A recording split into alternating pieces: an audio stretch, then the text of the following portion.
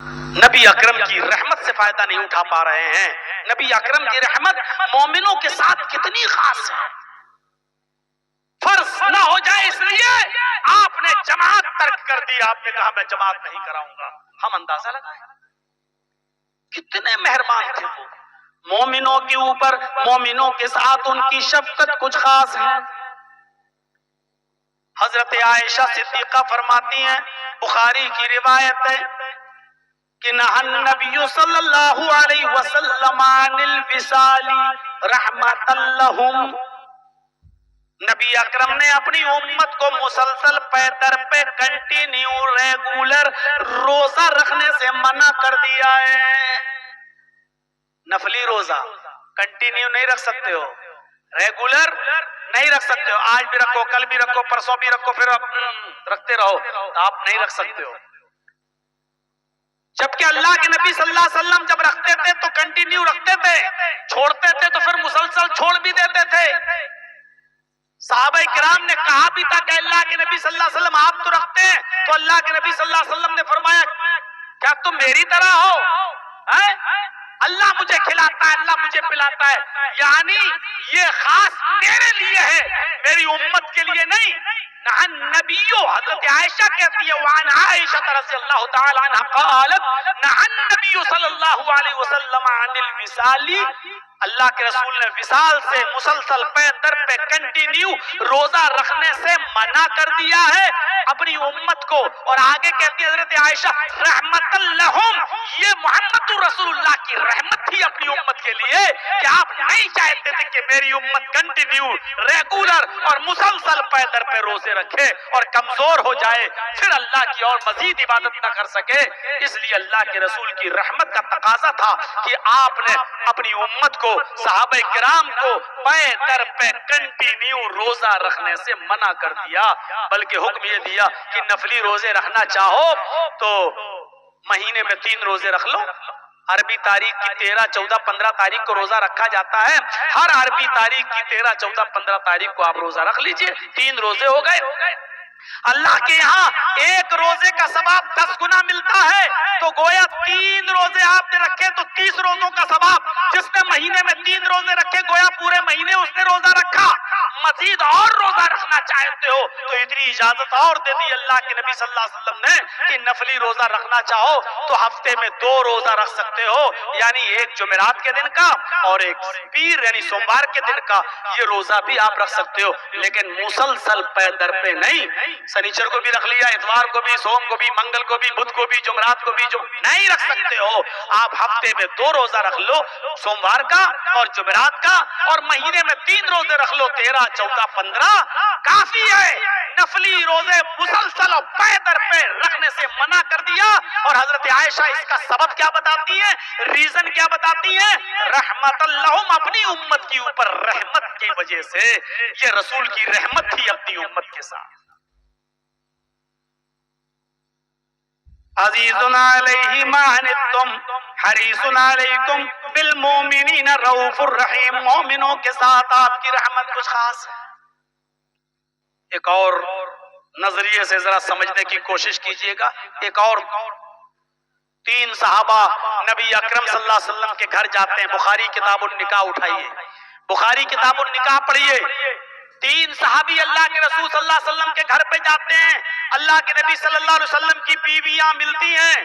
ان لوگوں نے, تینوں صحابی نے بیویوں سے پوچھا اللہ کے رسول نماز کتنا پڑھتے تھے, روزہ کتنا رکھتے تھے, عبادت کتنی کرتے تھے, رات میں سوتے کتنا تھے, جاگتے کتنا تھے. یسألون عن عبادت النبی صلی اللہ علیہ وسلم. ان لوگوں نے نبی کی عبادت کے بارے میں آپ کی بیویوں سے پوچھا تو بتا دیا. حضرت عائشہ نے اور دوسری بیویوں نے بتا دیا, اتنا روزہ رکھتے تھے, اتنا سوتے تھے, اتنا جاگتے تھے, اتنی عبادت کرتے تھے, یہ سب بتا دیا. تو یہ تینوں لوگ گھر کے باہر نکلے اور تینوں آپس میں گفتگو کرنے لگے. تینوں نے کہا ارے کہاں اللہ کے نبی اور کہاں ہم. اللہ کے رسول تو اگر کوئی نماز نہ پڑھے پھر بھی جنتی, اللہ کے رسول کوئی روزہ نہ رکھے پھر بھی جنتی, کہاں نبی کہاں ہم. اس لیے اللہ کے رسول سے اپنی مثال تو نہیں ملانا چاہیے. آپ تو جنتی ہیں, ہمیں رسول اللہ سے زیادہ عبادت کرنی چاہیے, ہمیں اللہ کے رسول سے زیادہ نمازیں پڑھنا چاہیے, ہمیں اللہ کے رسول سے زیادہ عبادت کرنا چاہیے. تو آپ کو معلوم ہونا چاہیے ان تینوں صحابیوں میں سے ایک صحابی نے کیا کہا. ان تینوں صحابیوں میں سے ایک صحابی نے کہا, ہاں میں دن بھر روزہ رکھوں گا, کبھی نہیں چھوڑوں گا. اصوم النہار ابدا, اصوم النہار ولا اترک ابدا, میں دن بھر روزہ رکھوں گا اور کبھی نہیں چھوڑوں گا. یعنی آج کے بعد میں روزہ ہی روزہ رکھتا رہوں گا اور کبھی چھوڑوں گا ہی نہیں, پورے سال روزے رکھوں گا. دوسرے صحابی نے کیا کہا, تم دن بھر روزہ رکھو گے, اصلی اللیل, میں پوری رات نماز پڑھوں گا اور کبھی نہیں سوؤں گا. یعنی آج کے بعد رات میری, تم نے دن لے لیا روزہ رکھنے کے لیے, میں نے رات لے لی. تم دن بھر روزہ رکھنا, میں ہر رات پورے سال کنٹینیو نماز ہی پڑھتا رہوں گا, رات بھر عبادت کروں گا, رات بھر نماز پڑھتا رہوں گا. اب بچے تیسرے صحابی, ایک نے کہا میں دن بھر روزہ رکھوں گا کبھی نہیں چھوڑوں گا, دوسرے نے کہا میں رات بھر نماز پڑھوں گا اور کبھی نہیں سوؤں گا, تیسرے نے کیا کہا, انا اعتزل النساء, میں بیوی سے الگ رہوں گا. یعنی دن میں روزہ بھی رکھوں گا, رات میں نماز بھی پڑھوں گا اور بیوی کے قریب نہیں جاؤں گا, میں بیوی کو چھوؤں گا ہی نہیں. کیوں, بس دن میں روزہ بھی رکھوں گا, رات میں نماز بھی پڑھوں گا, بیوی کے قریب نہیں جاؤں گا. تین لوگ, تین قسم کی باتیں. ایک نے کہا میں دن بھر روزہ رکھوں گا, دوسرے نے کہا میں رات بھر نماز پڑھوں گا, تیسرے نے کہا میں دن میں روزے بھی رکھوں گا, رات میں نماز بھی پڑھوں گا اور بیوی کے قریب نہیں جاؤں گا. بیوی کے قریب نہیں جانے کا مطلب دن میں روزہ رکھنا, رات میں نماز پڑھنا, بیوی بچوں سے دور, یعنی جوگی بن جاؤں گا, سنیاس لے لوں گا, بیوی بچوں کے قریب نہیں جاؤں گا. اللہ کے رسول چونکہ اپنے گھر میں ہی کسی حجرے میں تھے, اس لیے آپ کو ان تینوں کی باتیں سنائی دی.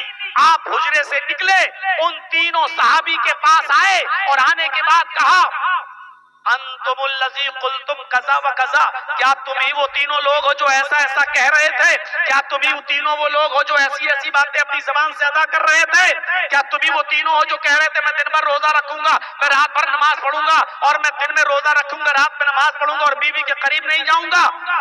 ان لوگوں نے کہا قالوا نعم, ہاں اے اللہ کے رسول, ہم نے یہ باتیں کہی ہیں, ہم نے یہ باتیں کہی ہیں.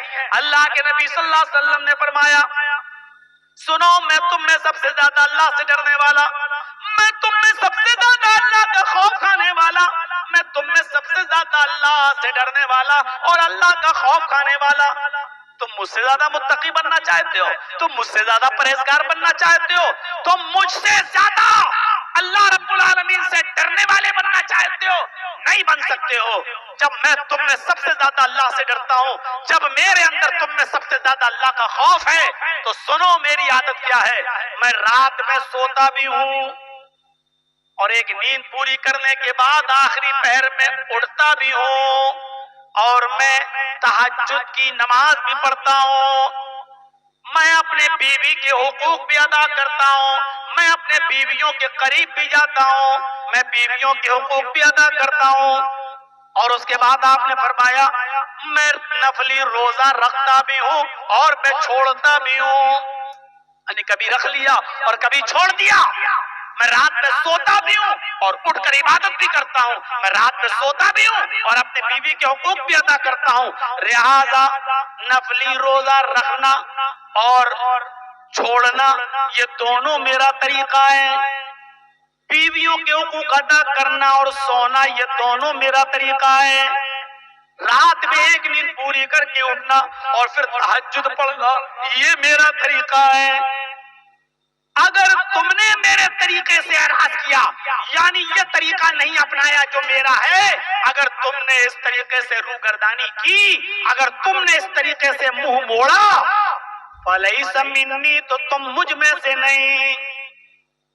غور کر رہے ہیں, رات بھر نماز پڑھنے والا بھی مجھ میں سے نہیں. یہ رات بھر جو کرکٹ میں گزار دیتے ہو, اپنے گریبانوں میں جھانک کر دیکھو, وہ صحابہ کرام کرکٹ نہیں کھیلنے کی بات کر رہے تھے, وہ صحابہ کرام کیرم بورڈ کھیلنے کی بات نہیں کر رہے تھے، وہ صحابہ کرام پوری کی پوری رات موٹر کشتیوں میں گزارنے کی بات نہیں کر رہے تھے، رات بھر نماز پڑھنے کی بات کر رہے تھے، بیوی کے قریب نہ جانے کی بات کر رہے تھے، عبادت میں رات گزارنے کی بات کر رہے تھے، اور اللہ کے نبی نے کہا یہ میرا طریقہ ہے ہی نہیں، اس لیے اگر تم نے ایسا کیا تو مجھ میں سے نہیں۔ جب رات بھر نماز پڑھنے والا مسلمان، اللہ کے نبی کہہ رہے ہیں مجھ میں سے نہیں، دن بھر روزے رکھنے والا اللہ کے نبی کہہ رہے ہیں مجھ میں سے نہیں، تو اپنی راتوں کو عیاری اور پکاری میں گزارنے والوں، عیاشیوں میں گزارنے والوں، ہم اپنے گریبانوں میں جھانک کر دیکھیں کہ ہم کس منہ سے اپنے آپ کو مسلمان کہلانے کا حق رکھتے ہیں، کون سا جواز ہے مسلمان کہلانے کا ہمارے پاس۔